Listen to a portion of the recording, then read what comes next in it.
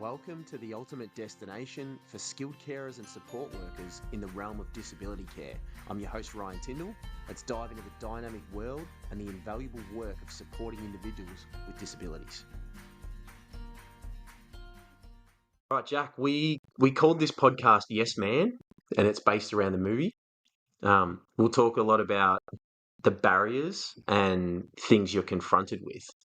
Okay, Dokley. Thank you for having me, Ryan, as well. So why did we call it Yes Man? We call it Yes Man because it's about saying yes, not because you have to, but because you want to. Yeah, I love that when we chatted about why you wanted to do the podcast, and it was because you wanted to. You know, I said I do the podcasts here and there just out of sort of fun and a passion, and you wanted to do it, and so now we're doing it. Yeah, and it's interesting. Like no one's going to change their behavior because you want them to. The art of persuasion is enabling others to change their own mind in their own time, and the Yes Man title, I think, fits really well with that.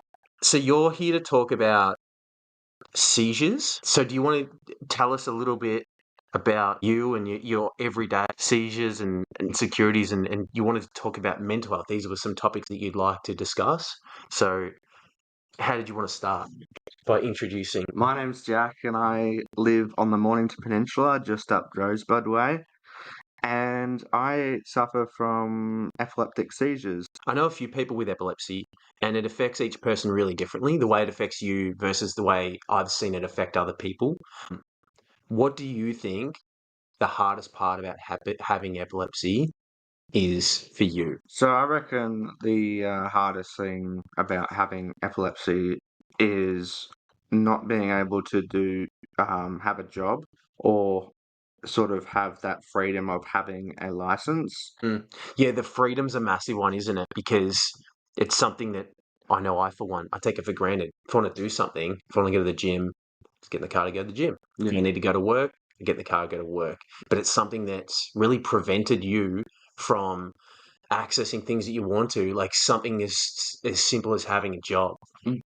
Yeah, absolutely. Yeah. Um, Other things it has actually stopped me dead in my tracks is sort of progressing in life, like maybe having a wife or children or whatnot. How do you get over that mental barrier of not being able to drive for the first part? Because that's enables everything beyond that in terms of your freedom. Yeah, it's definitely a tough one to sort of handle because when I was 18 or 17 or 16, I actually got my L's and I was really, really pumped to, eventually get my P's.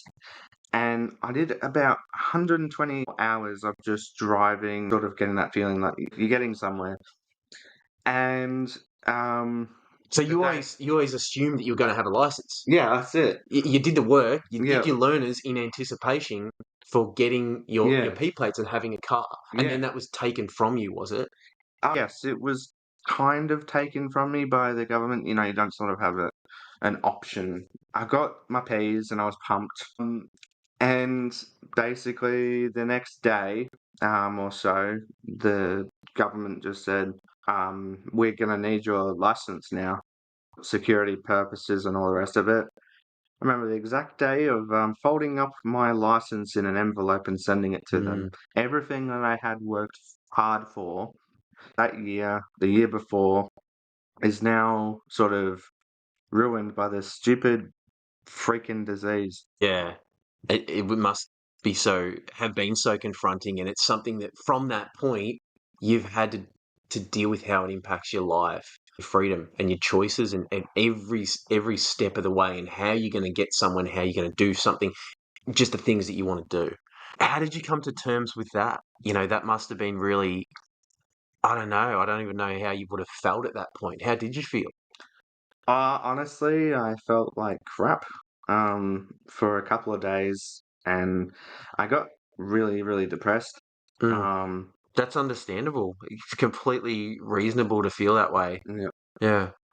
and I ended up feeling so out of order, so sort of distant from what I had already sort of created, if that sort of makes sense. Mm. Yeah, started feeling, distance, got headaches, zoning out. I just wasn't really in a good place. So do you think that decision for them to take the license away, do you think that made things worse? Do you think that then created your epileptic episodes and your pseudo seizures and your headaches and you physically and mentally? Do you think from that decision everything went down, everything sort of deteriorated in faster than maybe it was sort of progressing? I definitely think that day had a implication on my life and, how I was going to proceed with everything that I worked hard for. Mm, Because I recently also decided when I left school I was going to join the Navy. And clearly, this stupid freaking epilepsy just went, nope, you're not going to join the Navy today. mm, Not today. Delisted. I got through to the actual point where we gave our exams to the guys. I got past that bit. And then one of the guys brought me in for a meeting and he looked at two of us and he said, sorry, we can't take you on board for your medical conditions because we think it would make too much of a implication with the Navy. We would have to take your medication on bulk and all this stuff. And I'm like to myself, what a load of donkey balls, it it it really was. And um, you know, from there I tried to start figuring out ways, how can I get a job? How can I, put my implication on life? And I started fussing about things that I didn't need to sort of fuss about. mm. Then that brought on bloody anxiety. I started stressing out more and having more seizures. Yeah. I can see how that's what from the story that you've told me, in private and you've basically shared most of it here now, but we've talked about it a bit more in depth and it feels like that's what's happened.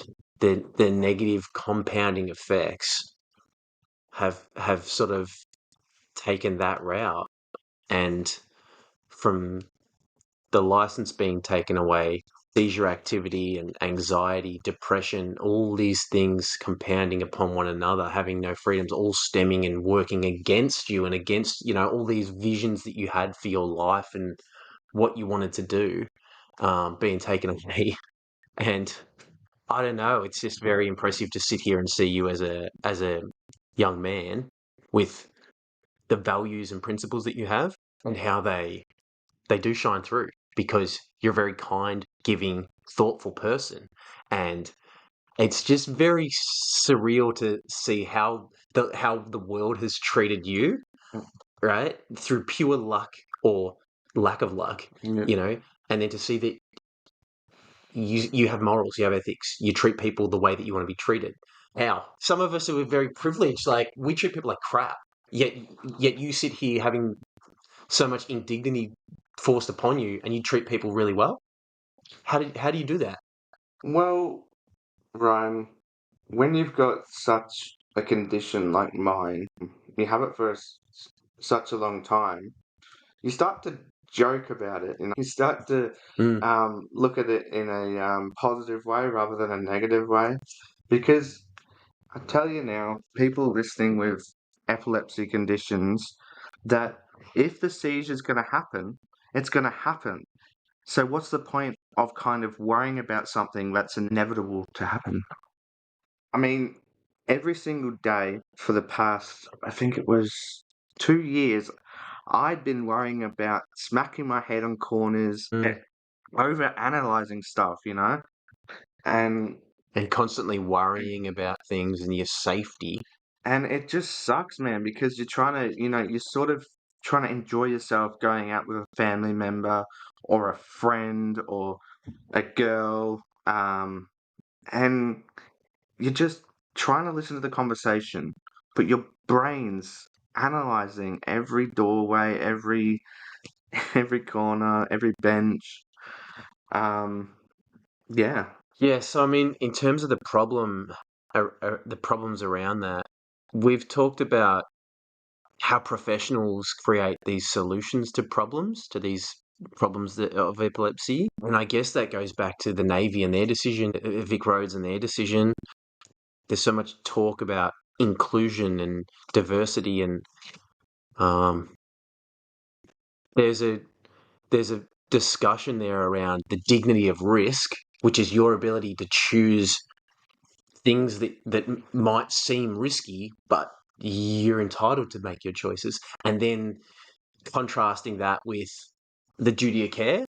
And this is something that I have constant battles in my mind about. Like, what did we do a fortnight ago?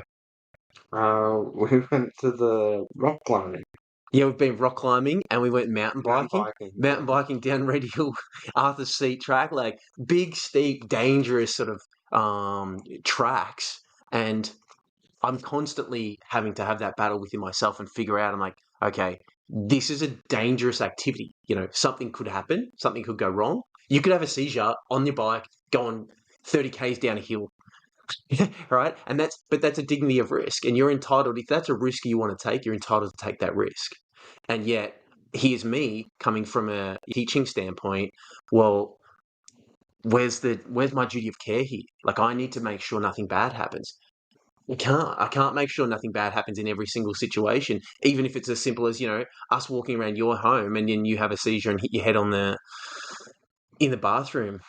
So I guess what I'm getting at, it's a really big battle for me, and it's been such a growth for me from trying to see things from your eyes and giving you what you want and what you need out of life, because that gives you purpose, that gives you meaning, and I don't know, seeing the progress you've made is really empowering to me. We were talking about doctors creating these solutions, right? Um, and they're giving advice on epilepsy treatment. And this is something I've heard a little bit about, the different ways that the advice is given. But it's almost like they don't really understand the implications. The beauty of what you and I have is that we have a relationship where, I can see things, I'm learning from you. Um, and I'm able to have open discussions and see what the world looks like from your eyes, and to see how I can best support you and try to understand of your point of view, but I'll never know what it firsthand what it looks like. And yet the advice that you get is from um, doctors and things. How does that make you feel when they're saying to you, well, here's your options, or without even really knowing you or your life or your things that you want out of life? Well, that's the thing. I think that a lot of people should be trained in epileptic seizures because it happens more than you think. And people will rock up to the seizure and they're just like, I don't know what to do, shaking and all this sort of stuff. And It, also workplaces as well. mm, Most workplaces will just have a a piece of paper on the wall and saying, "Oh, this is what to do in an epileptic seizures." I mean, but no one's read it. but no one's no one's read the thing to see how many people I've met that are sort of unaware, and Mm. it's crazy to think that a, a lot of people out there don't know what to do when a epileptic seizure happens. I think there should be at every single workplace or school or any public sort of environment to have maybe a trained course in just focusing on epilepsy and knowing what to do in that sort of situation. Yeah, it's a really tricky one, isn't it? Because there's so many things that we don't know about on a day-to-day basis that could go wrong and that could happen. And I've seen you have seizures. I've seen other people have seizures. I've seen over 20 seizures, and it's really confronting. Even for someone who's seen seizures, it's still confronting, and it still puts you in that heightened level of like, I'm in the yellow zone here.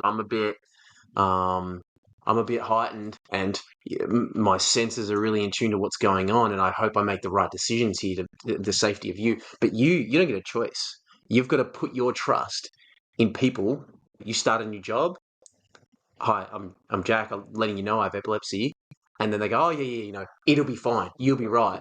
Is that common? Do you think people just sort of gloss over it, and then they sort of witness a seizure and go, oh wow, Um, I think a lot of people they do sort of gloss over it, and others are more aware of the condition. Rocking up to a workplace for a trial and knowing that, you got to put your trust in them, don't you? You're got to trust that they know what they're doing, and if something happens, you're going to be okay. yeah, But you're at that point, you're out of it. So you just wake up and think, oh, I don't know what happened here, and then you look in the mirror and see you see what the devastation was. I guess I don't you, know. I can't imagine what that's like. you sort of go, you sort of say to them, sometimes I have to have a 10-second break and I go to sleep for 10 seconds.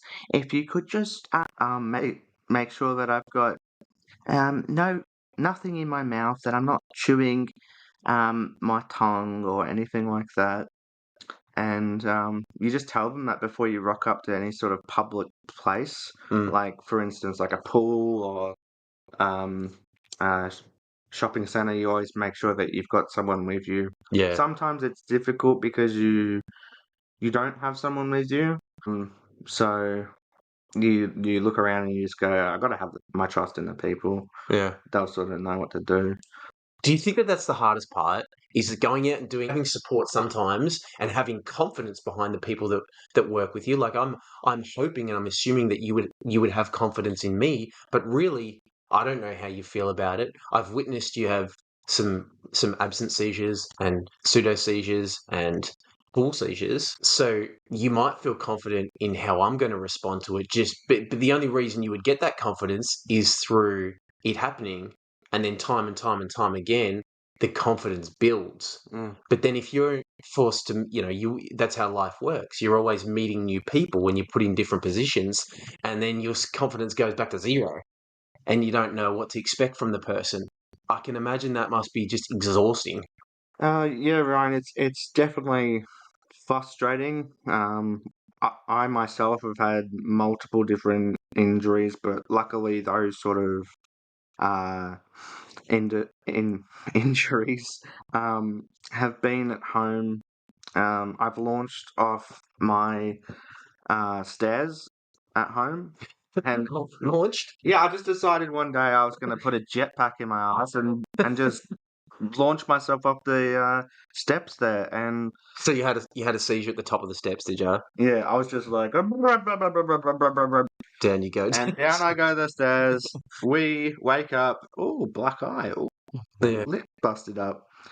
I've also I decided one time that it was really smart to smack my face on a toilet bowl, stone bench top as well. I knocked out both of my teeth, and I've bust my nose up a bit as well. But yeah, it's really smart. Anyone should try it. I reckon you recommend it. Yeah, I recommend it. Sure. So what do you need from others? What do you need from others in the community, or from, you talked a little bit about what you'd like to see from workplaces, but say someone sees you having an episode, what do you want from people? How do you want them to proceed? I I just want more people to know about this taboo subject because the other month when me and you and Connor went away, Connor is a friend of mine and Ryan's. We went to a farm up in Garfield North. We stayed there for a while and it was good fun. But as we were sort of coming back, we stopped off at The shops, weren't we? the shops, yeah. Yeah. I walked down one aisle and Ryan he walked up another to take Connor to get what he wanted to get. And I was just like, I don't feel so good. And when I started to feel not so good, I remember sending out a text message to Ryan, saying what aisle I was in, breakdancing on the floor. Yeah, and I And know I wandered over. and Ryan, in his hero cape, wandered over and rescued me. I sat with you, and I just let you know that I was there. I don't know if that was the right thing to do right at the time, but that's what after seeing seizures and after, knowing you, I just sat with you on the floor and I, just let you know that I was here for you and I'm going to stay with you. Yeah, so that's probably one of the best things you can actually do is while people are sort of shaking or they're not there, is definitely sit with them and hold their hand because it's really it's sort of scary like when it happens. I know certain people they get like an aura or a feeling to have a fit, and Yeah, so you can sort of sense it coming. yeah, or Yeah. like a weird smell or a Mm, weird sort of sensory thing. But for me, happily, I don't get any warning. I just, go to sleep. I'm like, screw it, I'll go to sleep, right now, right now. mm. And just take a nap and get back up. But it's funny because when I when I do have the seizures and wake back up again, I feel a bit more like my brain has had a reboot, like system reboot. Mm. And that's the best way I can probably refer to a epileptic seizure is your brain sort of rebooting itself because it's sort of got a bit of maybe stress or anxiety overload. Yeah, because you constantly have, from the experience that I've had talking to people with epilepsy and their parents and professionals, the seizure activity is sort of happening at different levels in people's brains, and it's really individual. And so the way you experience it's different to the way other people do. And so that seizure activity in the brain is working in the background. You might not always see it. Post seizure, I've also noticed with people they're a bit incoherent. Like the words don't match up to what's actually happening or what you're asking or what you're talking about. And they sort of need that time to sort of go on before they can snap back to what it feels like reality. And so without knowing it, the person's in a vulnerable position and you might not recognize it or know it. I can imagine if you have a new friendship or someone you're seeing, for example, romantically or people in the community, you're having a conversation, and then you start sort of babbling incoherently, then they're kind of going to be like, well, what's that? They have no idea what to do and how to handle it. And so, what do you want and expect from those people? How can they help? Because I know what I think that they should do, but what do you think they should do? I just think honestly, if someone's having a seizure and it lasts for 2 more minutes than what it should, you should call an ambulance. But if it's a short seizure and it lasts for about 10 seconds, you don't have much to worry about. Yeah, it's a bit hard. You've got that bracelet there. Yep. So what does that say? This bracelet is just like a titanium bracelet that wraps around my wrist, and it just says my name and a number that can be dialed to let them know. Yeah, so it says that it's an epilepsy bracelet Yep.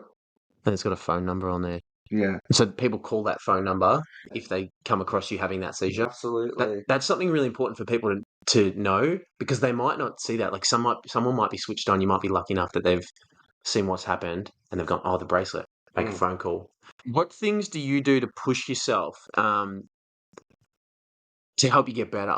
Not better at in the sense of being less epileptic because there's not a lot you can do. But how do you get better at life and, and growing? A lot of people with these sorts of mental health issues, they sort of look at it as, oh, I'm never going to do this, I'm never going to do that. Mm. And I kind of just look at my epilepsy, once I had a seizure now, I just laugh. Like I just think, what did they see?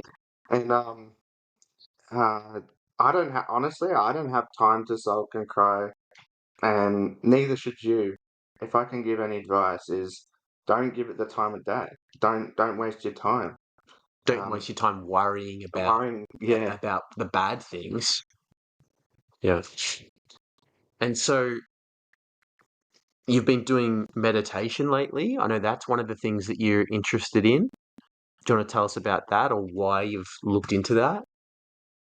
So yeah, a buddy of mine and myself, we went down to but they had a secret passageway and we went and did meditation. Mm. No, I'm joking. Form 2 3/4, whatever it is. Platform 9 3/4, just Yeah. run through the wall. Yeah, we went through to the hall and we all sat down. And I can tell you right now, it was a surreal experience. It was definitely something that I haven't experienced before. And they said to us, get yourself comfy and all the rest of it. And yeah, we all sat in a circle and meditated. And I honestly, at that point when I was in deep meditation, I felt really at ease with everything. And I felt really chill. The tightness around my chest, it started to like sort of crack out because I'd had tightness in my chest and I lowered my shoulders as I was meditating and honestly just made me less stressful. And I think a lot of people out there should try it for sure if you've got mental health issues because it definitely helped me. Yeah, there's certainly a lot of evidence to support the interrelationship between spiritual health, physical health, mental health, social health. They're all interlinked. So you've done a physical thing, very spiritual as well, with the meditation. Um, and you've felt a physical response to it because of the tightness and the stress that you're holding. It's been able to be released. And that's going to make as you relax into that reclining Yeah. chair. Most people do meditate slash fall asleep when I'm talking, so um, you wouldn't be the first. Is there anything else that you wanted to discuss that we haven't? Um, Or have you got any questions for me? what? Well, lots of I think people who have mental health issues, you should focus on what's right for you. Set small goals, maybe going for a walk and starting to exercise. Know your limitations, that's another one. Just because it's a disability doesn't mean you got to cut yourself off from life. We can still do things, we're still able to do things, and there's a lot more people who have, worse conditions than us that can't actually live life properly. They have to be pushed around in a cart, um, most of the days. And I just think that you should get out there and you should do what you want to do. It's about saying yes to life. Yeah, that's great, man. Like having, I think it comes down to what you're trying to suggest is having a perspective and appreciating every day and every breath that you have, and not wasting it because it's easy to. We've all got problems, and they're all relative to you and I. Our problems are both different, but they're still real, and we still feel them. And yeah, it takes every day of like trying to grow and achieve and confront them. You have to put that time in and put that work in every single day, in order to grow. It's inspiring to see the barriers you've had. And then, even though I've known you for a while and we've talked about this stuff, when you sit down like we are now and actually rehash it, it makes me go, oh, wow, like, yeah, that would have been friggin' hard. How did you overcome that independence just being taken away? A career goal like wanting to be in the Navy just taken away. And it's like, at that point, you're such a young man. What were you, 18, 19? Yeah. Yeah. And so, like, I know myself at 19 and how I would have handled it versus how you handled it. There's no comparison. Like, you've handled it more maturely and you're such an amazing person, maybe from that experience, and it's given you gratitude or something. I don't know. But I just feel like you've handled that so much better than I possibly could have.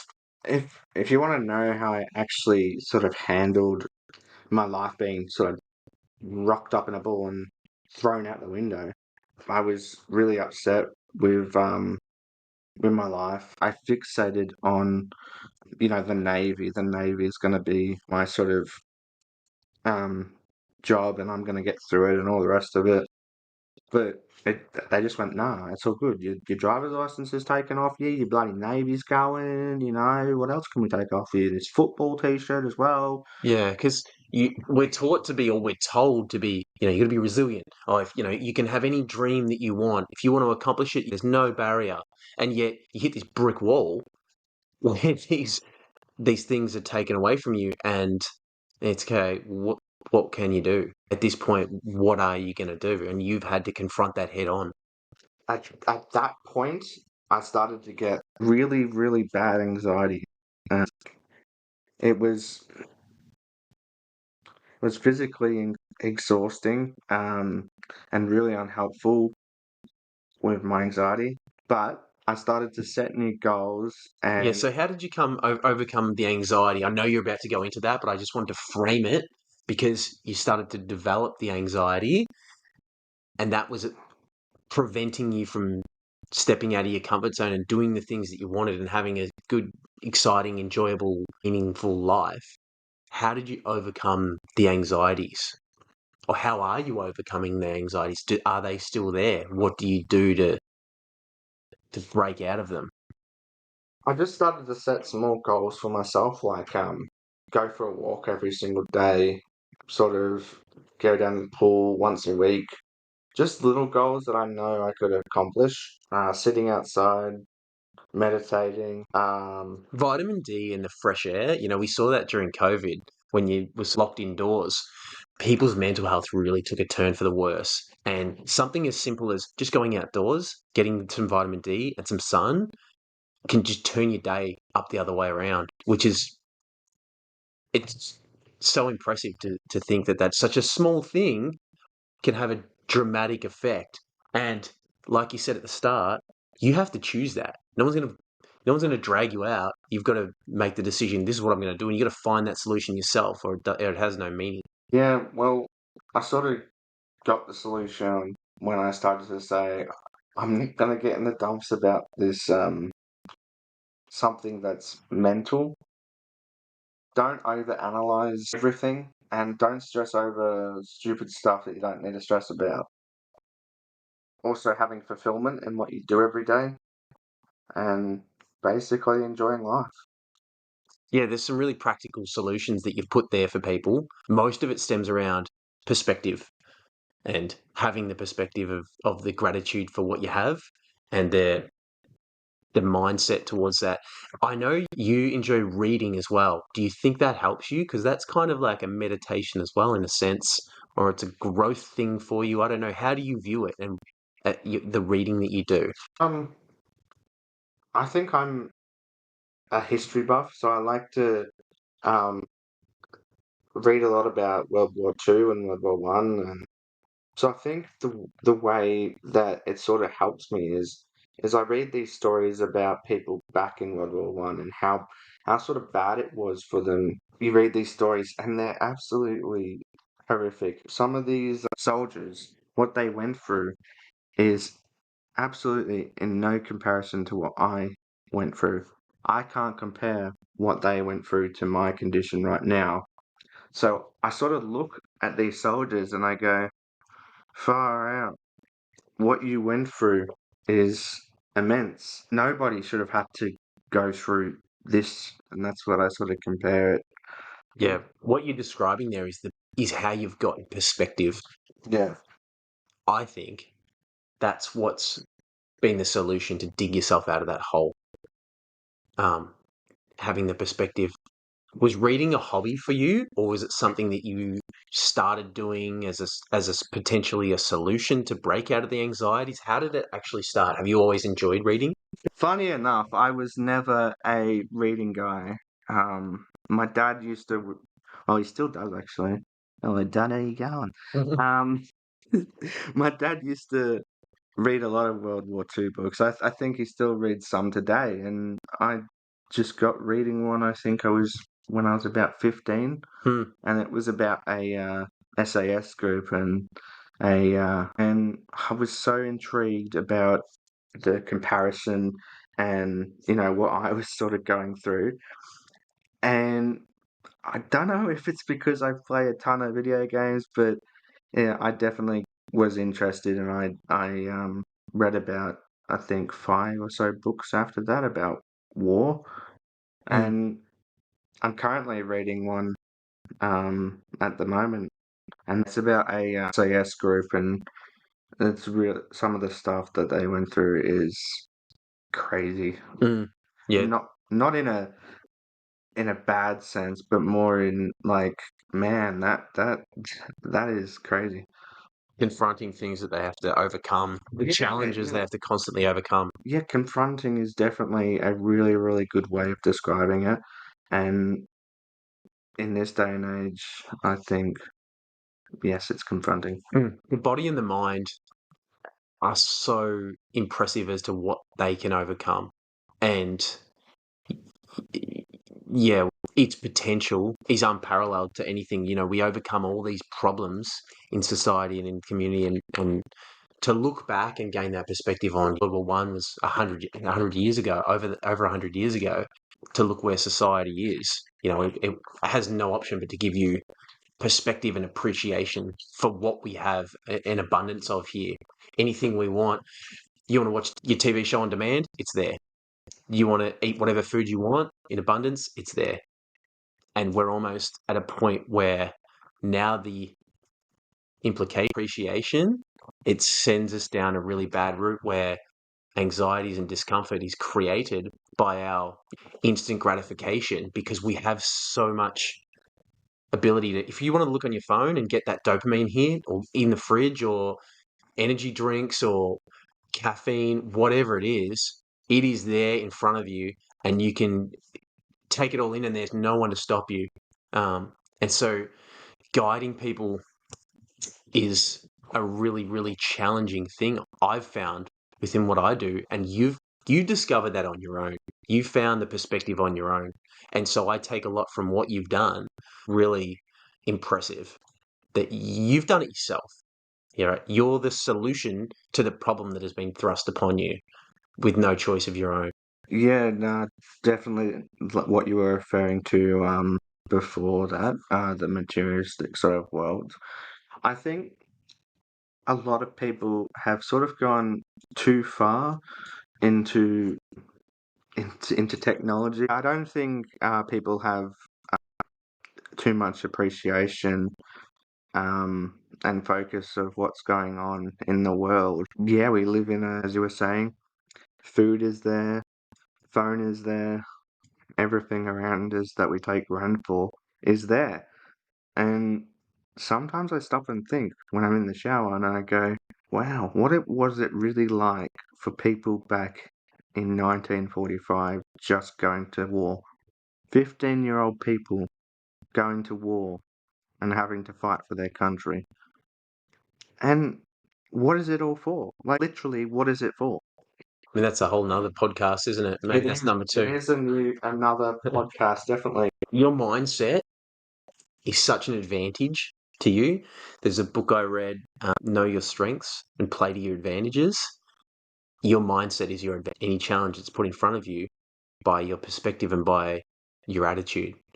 And so don't forget that, because it's very impressive what you've done to overcome your anxieties, your epilepsy, and the barriers to the world, because you could very easily just shut yourself in your room and lock the door and get immersed in technology and video games, but you don't. You want to go and see what's out there. You always want to experience and challenge yourself. And that's almost it's bloody confronting for me, because I think the first time we met you were like, hey, are you interested in taking me skydiving? And I'm like, all right, I mean, yeah, look, that's something. It's a hell of a goal. Yep. Maybe week two we do that. But you wanted to as well. You want to go overseas as a goal of yours, and you want to go on camps, and so we've done that. Yeah. You pushed me to do those things, because my initial thought was, first of all, I need to know you more to know how I can support you and make sure things are safe. Yeah. And secondly, yeah, I'm like, is this too much risk? Like, are we biting off more than we can chew here? But we went and did rock climbing, for example. And I was like, I don't know how I feel about this. But through the whole process, you were the one that was worried about me. Ryan, are you paying attention? Ryan, have you got me? Have you got me? And I'm like, yes, I've got you. And so that our trust has been built from that. He literally climbed up the wall like Spider-Man. And the mountain biking as well. That was definitely a big sort of learning curve for me when we went mountain bike. I got to the sort of the top. We were pushing our bikes all up the hill. We were absolutely slaughtered in sweat. I got to the top, and Ryan went down first. And I saw all these rocks, and I'm like, oh my God, all these rocks, oh my God. And I started freaking out. My hands started going sweaty, and my hair was sweaty, and this wasn't a fun time at the moment. But then, um, Ryan in his man voice was like, "You gotta commit. You gotta commit." And I started committing to like all these little drops off and little small jumps, Yeah. and I started having a a nice feeling that I was sort of under comfort with another person. He was going to look after me, and he knew what he was doing. And if I didn't commit to that jump, I would have been endangering myself. I think if you hadn't have committed to, well, I guess what we're talking about is, yeah, it's some pretty significant, we went the medium level mountain bike tracks and there was some big drop offs. And it's like sport, if you go in half energy and then you pull out, that's when you get hurt. And so what I was saying was halfway down those rock descents, because some big step offs. If you start doing it and then you go, oh no, this is I don't like this, and you try to change path, then that's when you're going to stack. And so you started walking down a couple of the more confronting ones, and it wasn't that I pushed you, but I could see that you wanted to do it. It wasn't that I was making you do it. I could see you wanted to do it, and you told me how much you want to do it. And so at the time, I sort of just suggested once you start, you just commit to it and you'll be fine. And you were the one that had to do it. You were the one that had to put your head over the handlebars and commit to that. And not everyone can do that, because even um, I guess I compare it to myself in trying to surf. I can't stand on a surfboard, and I've tried that many times. You catch a wave and you go to push yourself up, and I'm going, oh, no. Like, all I'm thinking is, what if the bad things happen? What if I push down and then the board capsizes and I go face first into the sand or a rock, or you know or I do it and I fall and people laugh at me, and I can't do it. I can't do surfing, but I keep trying and I just can't do it. And here's on the mountain bike, and you're like, oh, I want to do this. Oh, Ryan said I should do this, and I guess that trust was formed from the other time that we'd spent together, and the other time we've overcome smaller hurdles to the point where, yeah, it's a bit dangerous, but you trusted me, and that was how you were able to overcome it, because you committed to it, not me. That's all you. And it was something that we've talked about for a long time, about you wanting to do it. It wasn't just sort of a spur of the moment, let's go mountain biking. It's something that we've ridden around a lot, and we've done a couple of other tracks, and we've gone and got all the safety gear, and we've been through the ups and downs of it, literally. Pun not intended. Yeah. Well, as the old saying goes, Rome was not built in a day, so you got to sort of learn your ropes and get into it. Live, as I said, live your life the way that you want to live it. Don't be controlled by um, what you have to do. Be controlled of what you want to do. Yeah, there's so many solutions to any problem. But thanks a lot for your time, Jack. I really appreciate and respect that you pushed me and wanted to come on here and talk about some things important to you. And I knew you'd have a lot to say and a lot to give, particularly around mindset. And I think it takes guts. Thanks for your time.